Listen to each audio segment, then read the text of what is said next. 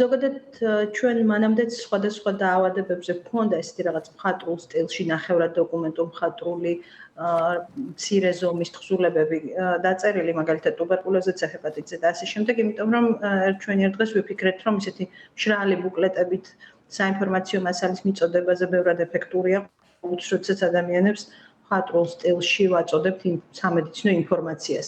პანდემიის დროს ეს განსაკუთრებით აქტუალური იყო და Facebook-საც მცირე ისტორიების სახით ვწერდით ხოლმე, რომ რეალობა დაგვენახებინა მკითხველისთვის. შემდეგ ეს შეიკრა ერთად, დაემატა და უკვე წიგნის სახით გამოვიდა. ისტორიების უმრავლესობა არის რეალური, თუმცა რა თქმა უნდა, იქ ფაქტები და სახელები შეცვლილია, მაგრამ საყვედურობენ ხოლმე, რომ ძალიან მძიმე ისტორიებია, მძიმე ფინალით, მაგრამ ეს იყო რეალობა სამწუხაროდ და ბევრად უფრო მძიმე ისტორიები და ამბები ხდებოდა ჩვენს ირგვლივ მაშინ. და ამის ყველაფრის რაღაც ერთ სურათად დანახვა გვინდოდა, ჩვენება გვინდოდა მკითხველისთვის და ასევე დაფიქრება იმაზე, რამდენად მზად ვართ მომავალი შესაძლო მსგავსი სიტუაციებისთვის, რა ვისწავლეთ, რა ვერ ვისწავლეთ და ასე შემდეგ. წიგნში ასევე საუბარი არის ქართული და ზოგადად საზოგადოების სუსტ და ძლიერ მხარეებზე, რომლებიც პანდემიამ მკვეთრად გამოაჩინა. რა იყო თქვენი აზრით საქართველოში მოსახლეობის ყველაზე ძლიერი და სუსტი მხარეები ვირუსთან ბრძოლის დროს?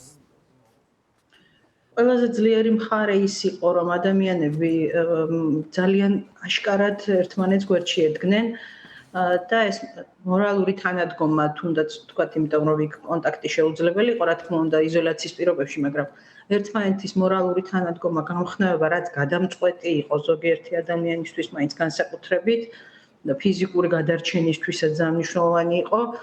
აშკარად ძალიან დიდი სიკეთე გამოიჩინეს ადამიანებმა ერთმანეთის მიმართ, ეს საზოგადოება რაღაცნაირად შეკრული იყო და ძალიან სასიამოვნო იყო ეს სანახავად. ყველაზე სუსტ მხარეს ალბათ გამოყოფთ იმას, რომ ჩვენმა საზოგადოებამ რაც ისედაც ვიცით, რომ ასეა, გამოავლინა, რომ ძალიან მოწონთ ზედმეტი წამლები, ჰოსპიტალში ყოფნა და ასე შემდეგ. გარკვეულწილად ეს ახსნადიც იყო, ეს ძალიან ახალი იყო, უჩვეულო ყველას ეშინოდა, მაგრამ აი ეს დაუძლეველი რაღაც მოთხოვნა საზოგადოების მხრიდან, რომ აუცილებლად უნდა დაწოლილიყონ საავადმყოფოში, აუცილებლად უნდა მიიღოთ უამრავი წამალი, აი ეს ზოგიერთი ექიმისთვის რთული დასაძლევი იყო, ცხადია სამწუხაროდ ექიმების მხრიდანაც იყო ეს პრობლემა, რომ მეტ ადამიანს მეტი მკურნალობა დანიშნო და ამას საბოლოო ჯამში ბევრი ადამიანის ჯანმრთელობა დააზიანა ამ ზედმეტმა მკურნალობამ და ზედმეტმა ჰოსპიტალიზაციამ. ალბათ აი ყველაზე მეტად ეს და რეზისტენტობა ვაქცინის მიმართ. აი უფრო ზუსტად რომ გითხრათ ვაქცინის მიმართ რეზისტენტობა, რატო აღმოჩნდა სუსტი მხარე საზოგადოებაში? ზოგადად ვაქცინის მიმართ დამოკიდებულება სკეპტიკური საერთოდ ყველა ვაქცინის მიმართ საზოგადოებაში არის ხოლმე, არა მარტო ჩვენთან უცხოეთშიც, განსაკუთრებით ახალ ვაქცინებზე, ეს ისტორიულად გვახსოვს ჰეპატიტის ვაქცინაზე, ამჟამად პაპილომავირუსს აქვს ეს პრობლემა, საყოველთაოდ დანერგვის ეჭვი და სკეპტიციზმი ყოველთვის არის, მაგრამ კოვიდის ვაქცინის მიმართ ეს განსაკუთრებით მძაფრად გამოჩნდა, ალბათ იმიტომ რომ სრულიად ახალი ვაქცინა იყო. და სამწუხაროდ აი ძალიან დიდი იყო რეზისტენტობა ვაქცინის მიმართ. ცოტა თქვათ სამედიცინო მხარეც ცოდავდა ამაში იმდენად რომ ექიმებს და ამ ცრელ კაბინეტებში ეშინოდათ ხოლმე მძიმე პაციენტების აცრა, ვისაც მძიმე ქრონიკული დაავადებები ჰქონდა, ამ დროს სწორედ მათ ჭირდებოდათ პირველ რიგში და ეს ხალხი დაგვჭა აუცრელი და ზუსტად ეს იყო ის სეგმენტი, სადაც ყველაზე მაღალი იყო სიკვდილობა და მათი აცრის მაჩვენებელი ყველაზე დაბალი იყო. ანუ როგორც თქვათ მოქალაქეების მხრიდან, ისე სამედიცინო საზოგადოების მხრიდან, აი ეს დიდი შეცდომა იქნა დაშვებული, რომ მძიმე დაავადებების მქონე პაციენტებს ნაკლებად ცრიდნენ, შიში ჰქონდათ დიდი და ამან მსხვერპლი გაზარდა. ქალბატონ მაია, როდის დაიწყეთ წიგნზე მუშაობა და პირადად თქვენ რა გასწავლოთ პანდემიამ? წიგნზე როგორც თქვი, თვითონ პანდემიის პერიოდში ცალკეული მცირე ნაწარმოებების სახით Facebook-ზე ვდებდი ხოლმე და მე უკვე ეს გადაიქცა ბოლო წლის განმავლობაში წიგნად და დაემატა. მე თვითონ ძალიან ბევრი რამ ასწავლა, რა თქმა უნდა, პირველ რიგში ის რომ აი ამ სამედიცინო ინფორმაციის მიწოდება ძალიან დროულად, მკაფიოდ, აკადემიურად არის გადამწყვეტად მნიშვნელოვანი საზოგადოებისთვის, რომ ინტერნეტ სივრცე ივსება უამრავი უცნაური და ზოგჯერ არასწორი ინფორმაციით და ჰაერივით ჭირდებათ ადამიანებს აი ესეთ კრიტიკულ სიტუაციებში კონკრეტული მოკლე მკაფიო ინფორმაციის მიწოდება და ასევე ის რომ ხშირად მე თვითონაც ვთქვათ ჩართვებში, ინტერვიუებში, Facebook პოსტებში გარკვეულ ინფორმაციას რო ვაჟღერებდი, მე აღმოჩნდებოდა ხოლმე რომ სულ მალე ეს იცვლებოდა. და ამიტომ აი ყოველდღიურად იმდენად სწრაფად ცვალებადია განსაკუთრებით პანდემიის დროს და ზოგადად მედიცინა, რომ თუ ყოველდღიურად არ განიახლე ინფორმაცია და სანდო წყაროებიდან არ მიიღე ახალი ინფორმაცია, ჩამორჩები უცებ და აღმოჩნდება, რომ არ ამბობს სწორს.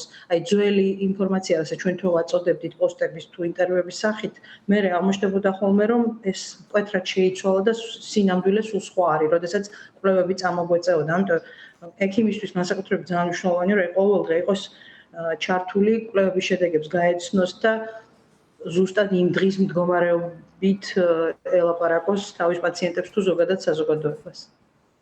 და ბოლოს ეპიდემიოლოგიურ მდგომარეობაზეც გვინდა გკითხოთ. ძალიან რთული არის ინტერნეტ სივრცეში იმ ინფორმაციის მოპოვება, რამდენი დაინფიცირებული ადამიანი არის საქართველოში და რამდენად აქტიური არის კორონავირუსი. აი ამაზე რომ გითხრათ, თუ შეგიძლიათ, რამდენად აქტიური არის დღეს COVID-19 საქართველოში და ვაქცინებზეც თუ შეგიძლიათ საუბარი, არსებობს ქვეყანაში ერთი ვაქცინა მაინც, რომელიც COVID-19-ის ახალ შტამებსაც აგვარიდებს თავიდან? ამჟამად COVID-19-ის ოფიციალური სტატისტიკის წარმოება არ ხდება. კორონავირუსი გადაიქცა სტანდარტულ რესპირატორულ ვირუსად, როგორებიც აი მაგალითად გრიპი, ჩვენ ვიცით არის რესპირაციულ სინციტიურ ვირუსი და სხვა. და თვითონ სხვა ტიპის კორონავირუსებიც. ამიტომ როგორც ვთქვათ, სხვა ინფექციებზე ასე ყოველდღიურ სტატისტიკის წარმოება აღარ ხდება, ასე არ ხდება კორონავირუსზეც. არსად არ გამქრალა კორონავირუსი, არც გაქრება. ის ყოველწლიურად ყოველთვის იქნება ერთ-ერთი მიზეზი რესპირატორული დაავადებების, უბრალოდ საბედნიეროდ ისეთი გართულებები პნევმონიის ასეთი სიხშირე ჰოსპიტალიზაცია მას აღარ ახასიათებს, როგორც ეს იყო მაშინ პანდემიის პერიოდში. ვაქცინას რაც შეეხება, ამჟამად ვაქცინაცია ფაქტურად საქართველოში აღარ ხდება კორონავირუსის საწინააღმდეგოდ. თუმცა კარგი იქნებოდა, რომ აი როგორც გრიპის ვაქცინა გვაქვს ჩვენ ყოველწლიური და ვიცით, რომ ოქტომბერ-ნოემბერში შემოდის და საზოგადოებას მოუწოდებთ ყოველწლიური ვაქცინაციისკენ, აი ასე რაღაც სტანდარტიზდეს COVID-ის საწინააღმდეგო ვაქცინაციაც და სისტემატურად ადამიანებმა უკვე ჩვევაში შეიძინონ, რომ გრიპის ვაქცინის მსგავსად კორონაზეც აიცრათ. თუმცა ამჟამად მუშაობა მიდის კომბინირებულ ვაქცინაზეც, კორონავირუსის და გრიპის და თუ ეს საყოველთაო მოხმარების გახდება, უკვე ძალიან პრაქტიკული იქნება და შემოდგომით ადამიანებს შეეძლებათ ეს კომბინირებული ვაქცინაც გაიკეთონ ხოლმე.